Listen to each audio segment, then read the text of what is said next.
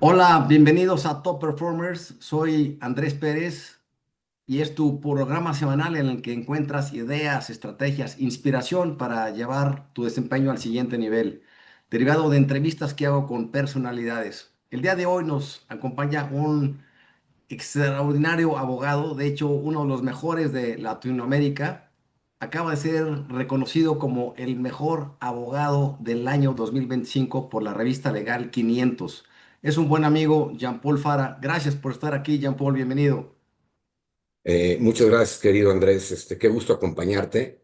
Y una más para que la gente tenga un poco de perspectiva. Somos amigos, tenemos o nos conocemos de hace casi 40 años, mi querido Andrés. Entonces, para mí, el poder compartir este espacio contigo, pues me da mucho gusto y aparte un honor, mi querido Andrés.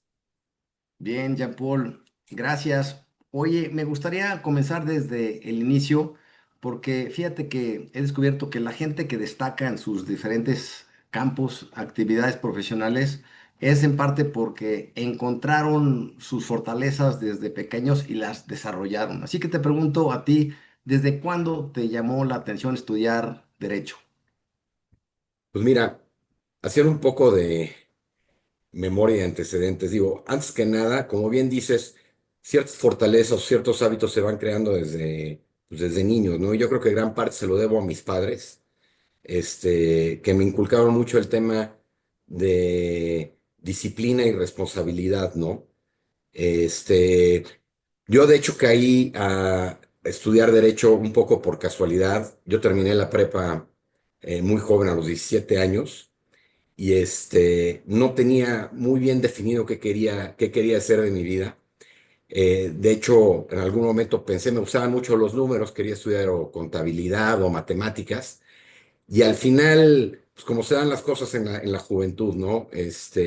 Por una decisión con amigos, entré a la carrera de Derecho y la verdad me encontré con una vocación ahí, ¿no? De que realmente estando en la carrera de Derecho, encontré que me gustaba lo que estaba haciendo, encontré que me gustaba lo que estaba estudiando, con estos hábitos que había creado desde la infancia, digo, a través de mis padres, inculcados la responsabilidad, disciplina y sobre todo un tema mucho de competitividad, ¿no? Que me gustaba. Pues encontré ahí mi definición y encontré que tenía vocación para esto, ¿no? En algún momento, en mis principios, cuando tenía 19 20 años, me dedicaba un poco a los negocios, tenía con unos amigos unos carritos de hot dogs, o manejábamos unas cafeterías, pero en fin, como que el tema comercial nunca me motivó y el tema intelectual o el reto intelectual que representaba la carrera de derecho, pues me motivó más y fue cuando decidí dejar los negocios por esta carrera y por esta profesión, ¿no? Que la verdad ha Ahora sido muy estudié. generosa conmigo. Bien, Jean-Paul. Ahora, estudiaste en la Universidad Panamericana. ¿Recuerdas alguna experiencia en esos estudios que te haya marcado para tu futuro profesional? Sí, como te mencionaba, cuando estaba en la carrera, eh, las primeras materias, el hábito de lectura, un poco lo competitivo con mis compañeros en la misma universidad, pero especialmente tuve un par de compañeros. eh, Como bien dice el dicho, mi querido Andrés, si tú te juntas con cinco gentes emprendedoras y exitosas y competitivas, seguramente tú serás el sexto, ¿no? Entonces, especialmente un compañero mío y abogado, Alejandro Sainz, que también es un abogado muy exitoso en un área de práctica, como que siempre tuvimos una competencia muy sana y una motivación para estudiar y apoyarnos en nuestra carrera, ¿no? Y en ese ámbito, pues fui conociendo gente, abogados, amigos, que siguen en la carrera y en la profesión, que es muy curioso, ¿no? Pero todos han sido muy exitosos porque como que todos, dentro, te digo, una competencia sana y nos hemos venido acompañando en esta carrera, ¿no? Y en esta profesión. Entonces, yo creo que sí es muy importante de quién te rodeas y con quién estás, este, pues para poder destacar, sea en derecho o en cualquier otra área de, profesional, ¿no? Así es, Jean Paul. Y ahora, ¿cómo fueron tus inicios en tu vida laboral? ¿Dónde empezaste? Mira, mi primer trabajo fue en una firma que se llamaba Basham Rinch Correa. Empecé haciendo trabajo corporativo y trabajo fiscal. Eh, Estás hablando de principios de los noventas, en que estaban pues, muchos cambios en México, ¿no? En la administración de Salinas de Gortari, con todo el tema de privatizaciones, mucho tema de inversión extranjera, México abriendo sus puertas a la inversión extranjera, a los mercados financieros del mundo. Y ahí empecé a hacer trabajo transaccional. Lo que pasa es que era muy esporádico el trabajo transaccional que yo veía ahí, ¿no? Y en ese momento pues, tenía o estaba la formación de esta firma con unos socios verdaderamente extraordinarios en ese momento, y era la firma que manejaba la mayoría de las transacciones importantes en México en trabajo transaccional, financiamiento, mercado de capitales, fusiones y adquisiciones. Y estaba emprendiendo mucho la firma, entonces la verdad decidí hacer el cambio y salí de Basham para entrar a esta firma Rich Mueller. En su momento era Rich, Heder y Mueller, ¿no? Era una firma de 6 socios y no más de 10 12 abogados. La verdad, con una cantidad de trabajo y con una serie de transacciones, era impresionante, tío. Era un momento muy peculiar, las circunstancias en México. En ese momento todavía no había internet, todo se hacía a través de fax. Había que viajar mucho y la dinámica de trabajar en una transacción o trabajar en las transacciones en ese momento, pues era muy interesante, muy motivante. Era un trabajo muy internacional, tenías que trabajar mucho, interactuar mucho con firmas en Nueva York y en Europa. Y el tipo de trabajo, pues fue, era muy interesante. Y te digo, teníamos prácticamente, o la firma tenía prácticamente el monopolio, ¿no? Las demás firmas, ahora los que son los competidores, pues te diría que básicamente nos empezaron a copiar, ¿no? En los modelos. De hecho, muchos de los abogados que son exitosos o de las firmas que son exitosos ahora fueron formados en esta firma, ¿no? Así es. Y ahora tú estudiaste tu maestría en Derecho en una de las mejores universidades del mundo, en Columbia, y te pregunto si ahí o en tus inicios profesionales, si tuviste algún mentor, maestro, compañero que te impulsara de manera determinante para que tuvieras éxito en tu vida laboral. Pues mira, estudié en Columbia, efectivamente. Columbia para mí me cambió completamente mi vida, ¿no? O sea, la verdad, la experiencia de haber estudiado en la maestría, haber tenido la oportunidad de estudiar la maestría en Columbia, desde el punto de vista intelectual me cambió, o sea, reconfiguró la forma en la que yo procesaba y en la que yo razonaba. Un poco del tema de la educación en México es mucho, te enseñan a memorizar, ¿no? Y te enseña un poco a razonar o poco a pensar. La educación en Colombia me cambió, me reconfiguró, la verdad, la forma en que yo veía un caso práctico, la forma en que razonaba una solución o la forma en que yo podía ver el valor agregado que un abogado podía dar a la resolución de temas fue muy distinto, ¿no? No tuve propiamente un mentor. Yo creo que a lo largo de mi vida he tenido muchos mentores, como te lo mencioné, mis padres, mucho mis colegas o amigos con los que he colaborado o abogados. Y aquí en la firma, la verdad es que sí tuve muchos mentores, la gente que estaba, los socios que te menciono, que estaban en la firma en ese momento, o sea, para mí eran gente intelectualmente y profesionalmente muy competente, con extraordinarios valores y muy eficientes en lo que hacían, muy profesionales en lo que hacían. Te puedo decir, la firma se llamaba Rich, Heder y Mueller, ¿no? En ese momento, Tomás Heder, te podría decir que fue uno de mis grandes mentores, Tomás Mueller, socios que en ese momento, con los que todavía tengo, ¿no? Como puede ser Luis Nicolau o José Ras Guzmán, que ahora dirige una firma, Greenberg Torres. Entonces, yo te diría que más mis mentores o más la gente que me motivaron para emprender, pues fueron los socios de esta firma en el momento en el que yo entré, ¿no? Y obviamente mis amigos. Después de después de estar en Colombia, trabajé una época en una firma en Madrid que se llama Uría y Menéndez, Estuve aproximadamente 6 meses. También cuando yo entré a Uribe y Menéndez, pues eran 16. Era una firma bastante mediana en España. Ahora es un monstruo de firma, es una de las firmas más grandes en Madrid, más importante. Es una firma muy, muy exitosa en España. Y de ahí regresé a trabajar a Nueva York, a una firma que en ese momento se llamaba Sherman Sterling, que era una de las firmas más activas en Latinoamérica, especialmente en México, también con extraordinarios abogados. Y la verdad, desarrollé una gran práctica y gran carrera en Sherman, pero para mí siempre, pues, tenía la intención de regresar a México y desarrollar y aplicar pues, todo el conocimiento que aprendí al Columbia y toda la experiencia que con mi estancia en Madrid y en Nueva York para aplicarla aquí en México, ¿no? Y creo que no fue la decisión equivocada, creo que fue una buena decisión. Bien, Jean-Paul. Ahora, sabemos que en derecho hay varias verticales. ¿Qué te llevó a especializarte en banca y finanzas? Supongo que tu capacidad de hacer números, ¿no? Que mencionabas. Pues mira, pues como bien mencionas, siempre me interesó, de hecho todavía me encanta el tema y leo mucho del tema de mercados de capitales, me encanta revisar, analizar empresas. Fíjate que en el trabajo que yo hacía en Nueva York, estaba muy enfocado más a temas de mercado de capitales. Y tú cuando estás trabajando en temas de mercado de capitales, la parte o el soporte jurídico, pues es precisamente hacer estos folletos de oferta, ¿no?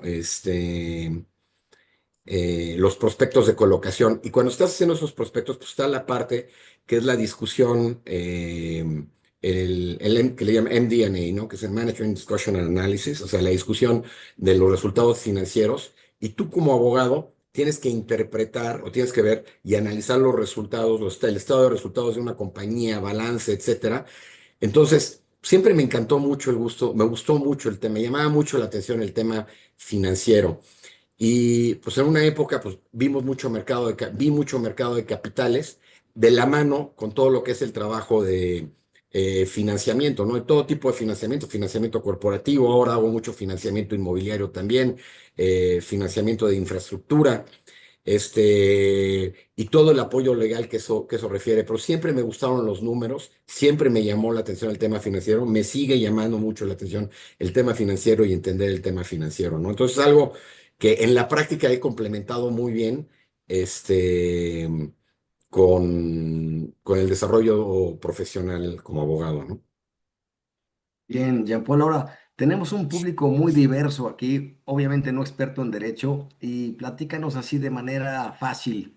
¿Qué hace un abogado financiero? Pues mira, lo que pasa es que es muy amplio, ¿no? Como te digo, abogado financiero puede ser el tema de mercado de capitales, que es obviamente todo el trámite, toda la estructura para la colocación de una empresa o de un bono en los mercados de una empresa y la negociación de toda la documentación que tiene que ir de la mano para la oferta, o sea, explicar lo que es la empresa, y la otra, pues toda la documentación legal, que es declaraciones, obligaciones de hacer, obligaciones de no hacer, las causas de vencimiento anticipado, en fin, para implementar un documento de financiamiento, ¿no? Te digo, eso sería para un tema, un bono, para un crédito es exactamente lo mismo, ¿no? O sea, dar todo el soporte legal en una negociación, en la contratación de un financiamiento. Tú o cualquier persona cuando va y contrata un crédito, digo, estos son muchas veces contratos de adhesión para personas físicas, pero tú en tu contrato pues, te dicen, oye, dame una serie de declaraciones, en las cuales yo pueda basar que tienes la capacidad o la solvencia para darte un crédito, y luego te ponen una serie de obligaciones de hacer que tienes que estar dando cumplimiento para saber que vas a poder servir tu deuda, ¿no? Y luego, pues si no, pues causas de vencimiento anticipado y qué es lo que pueden hacer para ejecutar tu crédito, ¿no? Pues básicamente eso es lo mismo, pero imagínate en un mundo corporativo, en transacciones, que pueden ser cross-border o nacionales, que pueden impactar o que pueden tener muchos componentes como garantías, como fideicomisos, etcétera, transacciones muy complejas. Entonces tú como abogado, pues tienes que dar todo este soporte legal, ¿no? Bien, ahora Jean-Paul, tú recibiste el reconocimiento en 2023 y 24 como el mejor abogado bancario y financiero y en el Ujú. 2025 el mejor abogado en México. Dime, ¿quién es Legal México Awards y cómo es que definen al mejor abogado del año? Mira, Legal 500 es una publicación. Déjame platicarte un poco, porque es un poco el antecedente, ¿no? Hay ciertas publicaciones, principalmente inglesas, que han explotado el tema de lo que podría ser el narcisismo de los abogados, ¿no? Entonces empezaron con temas de ranking de quiénes pueden ser las firmas y se han vuelto como un referente de si quieres buscar, quieres tener el antecedente o el presente de un abogado, es como un poquito, pues ver quién es, ¿no? Es una referencia de quiénes son los distintos abogados. Te diré que hay tres, cuatro eh, publicaciones que son las publicaciones más serias. Una de ellas es Chambers y otra de ellas es este Legal 500, ¿no? Entonces, Legal 500 lo hace a nivel mundial. eh, Hacen una investigación respecto a cuáles son las firmas y por especialidad, ¿no? Como bien mencionaste, yo gané el premio de mejor abogado bancario y financiero porque ellos hicieron un análisis de quiénes son las firmas y quiénes son los abogados que participan en el mercado relevante, ¿no? Y hacen una serie de entrevistas con clientes, pues, tienen reporte de cuáles son las transacciones más relevantes, hablan con los distintos participantes en el mercado y en base a eso, ellos hacen un filtro y hacen sus determinaciones y dan sus distintos reconocimientos. Esto es un reconocimiento que hacen una vez al año en México, en donde están las principales firmas mexicanas. Es una ceremonia pues, muy, muy formal y muy elegante, digamos, que hacen, y entonces dan los distintos reconocimientos, reconocen las distintas áreas de práctica. A la firma en este año nos reconocieron como la mejor firma bancario y financiero, como la mejor firma inmobiliaria, dan premios para la mejor firma en fusiones de adquisiciones, en litigio, en fiscal, distintas áreas de práctica, ¿no? Y dan este premio que es como un premio en general al abogado global en México que tuvo más relevancia, ¿no? Entonces, no necesariamente es que es el mejor abogado, pero es el abogado que a lo mejor tuvo la mayor presencia o relevancia en el mercado legal en México. La verdad, lo considero un honor. Esto no lo tomo como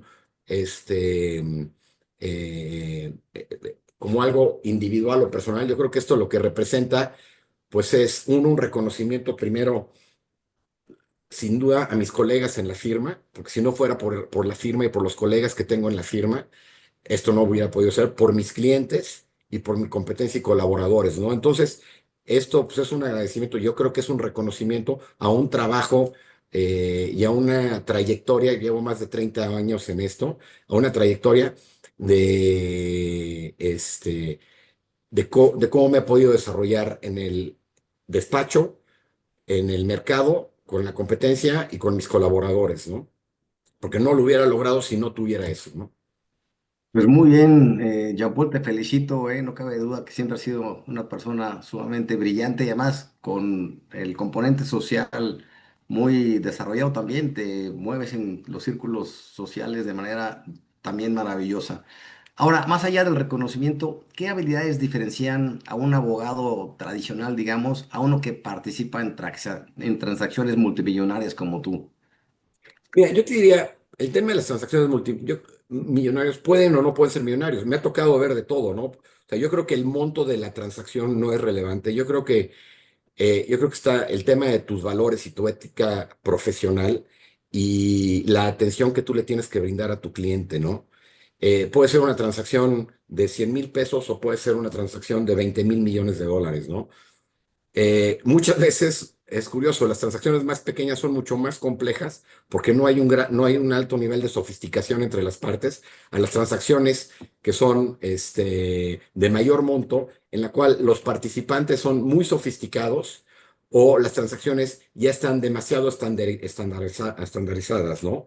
Entonces, pues tú tienes muchas variables, pero yo creo que todo depende en la disciplina, el entendimiento que puedas tener y la dedicación que le puedas y la atención que le puedas dar a tu cliente, ¿no? Es un tema de un servicio. Al final del día, somos prestadores de servicio. A mí, si la transacción es de X millones de dólares o... Pues no es mi dinero, no es el que está en juego. Yo lo que tengo que hacer es dar mi mejor servicio como asesor y darle a los instrumentos y a mi cliente para que pueda tomar las mejores decisiones o las decisiones mejor informadas en cuestión al momento de llevar a cabo su transacción, ¿no? Ok, ahora platícame brevemente de alguna operación en la que tu participación fue crucial para el éxito. Algo así breve para que la gente comprenda bien lo que es.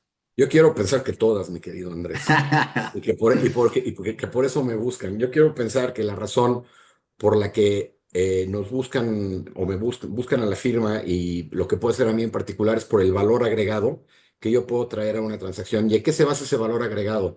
Pues muchos años de experiencia, muchas transacciones en las que he participado, mucho conocimiento y hay ciertas cosas que nada más la experiencia te dan, y el tiempo y el paso del tiempo te dan, porque puedes ser un excelente abogado, puedes conocer perfectamente las leyes, pero cuando la gente acude a este tipo de firma o un abogado como nosotros, lo que busca es hacer su negocio. Quiere encontrar la forma en que sí se puede crear ese valor, se puede construir en un negocio, a diferencia de un abogado litigante, ¿no? Que ahí, pues ahí es un poquito más, un tipo de servicio o un tipo de asesoría distinta. Entonces, algo que me distingue es de que siempre busco, o sea, entiendo los intereses de mi cliente y busco la forma de hacer un negocio dentro de un marco legal y traer ese valor agregado en el que todas las partes pues salgan de una manera, te diría, contentas o satisfechas con el negocio que están haciendo, ¿no? Sé, en la contratación del financiamiento, en una operación de fusiones y adquisiciones, el buscar cómo sí hacer un mercado de capitales, dar mucha creatividad y dar mucho valor agregado a esta transacción, ¿no? Y sobre todo, al final del día estás en un negocio de personas, Andrés. Y la forma en la que te comunicas, la forma en la que articulas, la forma en la que te transmites un mensaje, la forma en que puedes dejar los egos o narcisismos de un abogado, porque no se trata de una competencia intelectual, se trata de representar y de darle el mayor valor a tu cliente. Al final del día, el que toma las decisiones para llevar a cabo o no esta operación de varios millones o una transacción pequeña es el cliente, no soy yo el que está corriendo el riesgo, pero yo debo de ponerle y darle los elementos para que tome la decisión de la mejor manera informada. Bien, ahora seguramente hay una gran presión por las transacciones que haces, dado que hay jugadores muy relevantes en la mesa. Dime, ¿tú cómo mantienes tu control mental y emocional en tu actividad? Es que lo disfruto mucho, Andrés. Para mí o sea, es entretenido. O sea, no lo veo como un trabajo, lo veo como una forma de entretenimiento. De verdad, me fascina el comportamiento humano, me fascina interactuar, articular, argumentar. O sea, es algo que la verdad lo disfruto mucho en la parte del ejercicio, lo disfruto mucho en la parte de organizar equipos, de mentorear gente. Tengo equipos, la verdad es que en toda mi trayectoria, pues he construido muchos, que tengo socios jóvenes que empezaron conmigo de pasante y los he ido formando y ahora son mis socios. Y tienes equipos de colaboradores muy capaces, muy talentosos.